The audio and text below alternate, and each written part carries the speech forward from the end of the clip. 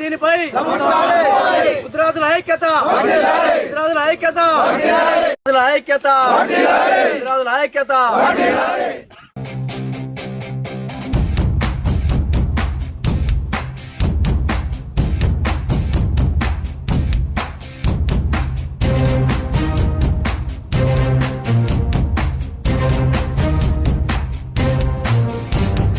కరీంనగర్ జిల్లా కొత్తపల్లి మండలం యలగందుల గ్రామ మాజీ సర్పంచ్ మత్స్యకారుల కడుపు కొట్టే విధానాలకు పాల్పడుతున్నారని నేడు మత్స్యకారులు ఆందోళన వ్యక్తం చేశారు. మేము ఎవరికి హాని చేయట్లేదని, చెరువులోని కొంత నీటిని బయటకు పంపించడానికి తూము తీశామని, మాకు చెరువులో చెట్లు చెత్త అస్తవ్యస్తంగా ఉండటంతో మాకు చేపల వేటకు ఇబ్బందిగా ఉందంటూ మత్స్యకారులు వాపోతున్నారు. గత 7 సంవత్సరాలుగా చెరువులోని చేపలను పట్టడం లేదంటూ 100కు పైగా మత్స్యకార కుటుంబాలు ఉన్నాయని, జీవనోపాధి లేక ఇబ్బంది పడుతున్నామని, చెరువులోని నీటిని వృధా చేయాలనే ఉద్దేశం మాది కాదని, ప్రస్తుతం చెరువు కింద పంటలు కూడా ఏమీ లేవని, కాస్త ఈ విషయాన్ని రాజకీయం చేయకుండా ఇరు వర్గాలను సమన్వయపరిచి అధికారులు గమనించి మాకు జీవనాధారం కల్పించాలని మత్స్యకార సంఘం ఆధ్వర్యంలో ప్రభుత్వాన్ని వేడుకున్నారు.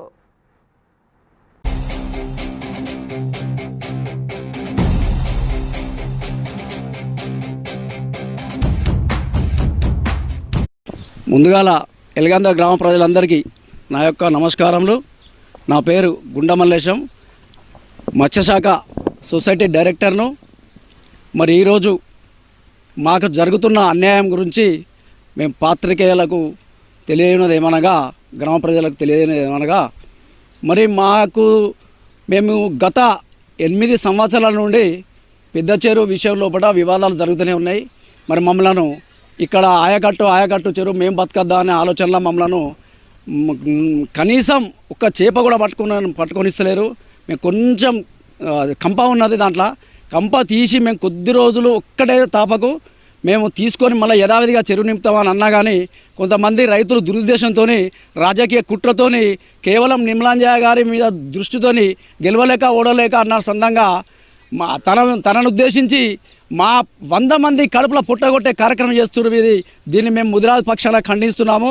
ఇది పద్ధతి కాదు. గ్రామ ప్రజల ఇప్పటికైనా మీకు చేతులెత్తి దండం పెడుతున్నా, మీరు మాపై కర్ర చూంచిరి. ఒకటే పంటకు మేముగా మన కంప తీసేసుకునే కార్యక్రమం మొదలు పెడతాం తప్ప మేము ఎవరికో అన్యాయం చేయాలి లేకపోతే రైతుల పుట్టగొట్టాలి అనే ఆకాంక్ష మాకు లేదు. మేము కూడా రైతులమే అన్న విషయం మర్చిపోకుర్రి. మాకు కూడా ఆ వ్యవసాయాలు ఉన్నాయి, మేము కూడా ఎవరిని మోసం చేయాలని తలుచుకోలేదు. కానీ ఒక్కటే దయచేసి మీ అందరికీ విన్నవిస్తున్నాము, ఎవరో కుట్ర చేసి దీన్ని రాజకీయం చేస్తున్నారు తప్ప ఆయన ముసుగులో ఉండి మిమ్మల్ని ముంగడు తోలుతుండు. ఆ పెద్ద మనిషి అయినట్టేనే మాజీ సర్పంచ్ గారు మన ఎల్దండి ప్రకాష్ గారు. కానీ ఇది అన్యాయము, ఇది తప్పు అన్న. మీరు దయచేసి అందరు రెచ్చగొట్టకండి. మాకు కూడా కడుపు ఉంది, మమ్మల్ని కూడా 100-120 మంది కుటుంబాలు మేము బతుకుతున్నాం దీని మీద ఆధారపడి ఉన్నాం కనుక మమ్మల్ని దయచేసి ఏ కోణంలో కూడా మమ్మల్ని పగబట్టకురి. దయచేసి మాకు కూడా ప్రాణభయం ఉన్నది. నిన్నటి కార్యక్రమంలో మొన్న మేము తీసినాము, ఏదో అందరి సమక్షంలో చింతచెట్టు కాడ బస్ స్టాండ్ ఉంది, బస్ స్టాండ్ కాడ చింతచెట్టు కాడ మేము అందరి సమక్షంలో మేము అందరికీ దండం పెట్టినాము. ప్రతి కుల సభ్యులు వచ్చారు, కుల సంఘాల పెద్ద మనుషులు వచ్చారు. వాళ్ళని కూడా విన్నమించుకుంటే మేము కేవలం మా స్వార్థం గురించి కాదయా, నిమ్మలంజా స్వార్థం అసలే లేదు. ఇలా మేము ఒకసారి చేపలు పట్టుకునే కార్యక్రమం మేము 8 ఏళ్ళ మేము పట్టుకుంటామా అంటే మేము తూము తీస్తున్నాం అంతే తప్ప మేము ఏదో దురుద్దేశంతో నీళ్ళని బయటకు వెళ్ళే కార్యక్రమం చేస్తలేము అని మేము చెరువు తూము తీయడం జరిగింది నిన్నగాక మొన్న. మరి నిన్న గొడ్డన్లతోని కత్తులతోని రౌడీలను పెట్టి ఇక్కడ ప్రకాష్ గారు ఇక్కడ చెరువు తుము మళ్ళీ ముగించే కార్యక్రమం చేసిండు. మేము ప్రాణభయంతో మేము ఇక్కడ చెరువు మీదకి మా ముదిరాజులు ఎవరు కూడా రాలేదు ఇక్కడికి ప్రాణభయంతో. వీళ్ళు మమ్మల్ని ఎక్కడికైనా ప్రాణభయం ఉంది మా ముదిరాజులకు. దయచేసి పెద్దలు అందరూ దీని మీద ఆలోచించాలి. మా చెరువు మీద మా ముదిరాజులకు పుట్టగొట్టకండి దయచేసి. దయచేసి ఆఫీసర్లు కూడా మీకు చేతులెత్తి దండం పెడుతున్నాం మా ముదిరాజు పక్షాన. దయచేసి మీరందరూ మాకు సహకరించాలి.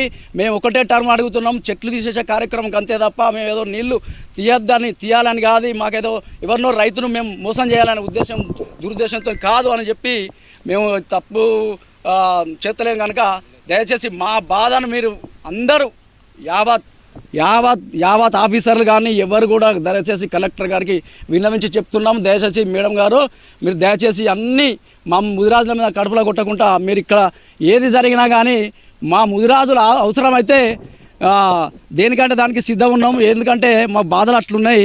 మేము ఆత్మహత్య చేసుకోవడానికి కూడా ప్రయత్నం చేస్తే మనం ఆలోచిస్తున్నాం. మా కడుపుల మీద కొడుతున్నారు కనుక దీనికి మీరు స్పందించాలని చెప్పి మనవి చేస్తూ, మిగతా గవర్నమెంట్, ఈ కాంగ్రెస్ గవర్నమెంట్ కానీ ఏ గవర్నమెంట్ అయినా పర్లేదు, వాళ్ళ పద్ధతి ప్రకారంగా వాళ్ళు చేస్తారు. చెరువు పూటిగా తీసే కార్యక్రమంలో భాగంగా అన్ని గ్రామాలల్లో చెరువు పూటిగా తీస్తుర్రు. అది అందరికీ తెలుసు, మీ అందరికీ తెలుసు. దాంట్లో భాగంగా మేము కూడా పూటిగా తీస్తామని అనుకున్నాం. కానీ దీన్ని వక్రీకరించారు.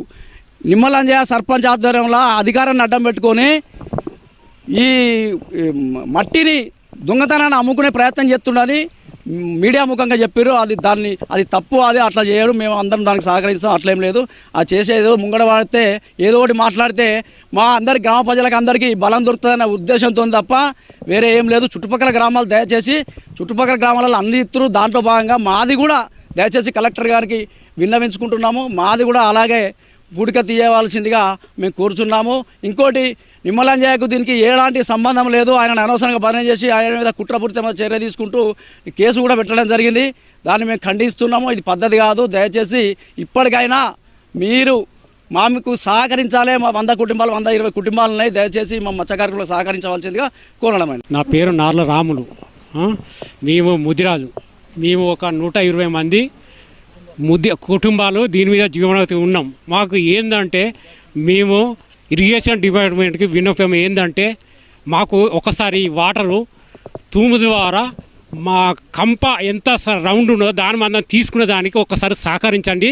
దయచేసి మాకు 130 కుటుంబాలు కోరుకునేది ఏంటంటే ఒకసారి మాకు నీళ్ళు పోయేదానికి, చేప పట్టుకునే దానికి మాకు ఒకసారి సహకరించండి. ఇది ఒకటే మాకు కావాలని ఎలుగందల్లో మా మాజీ సర్పంచి దృష్టి ఏంటంటే మా ఎలుగందలు ముదిరాజులము బతకద్దని మా మీద దృష్టి పెట్టుకొని కక్ష కట్టుకొని చేస్తుండే. ఇది పద్ధతి కాదు. ఏంటంటే దీని కింద ఉన్న రైతులు ఎంతమంది ఉన్నారంటే ఒక 5 నుంచి 10 మందే కావాలని దీన్ని కక్షగా రాజకీయంగా ఎత్తుర్రు. కానీ మేము దాని గురించి కొట్లాడతలేము, వాళ్ళతో ఏం ఫైట్ చేస్తలేం. మాకు ఒక్కసారి సహకరించండి. దయచేసి దండం పెడుతున్నాం.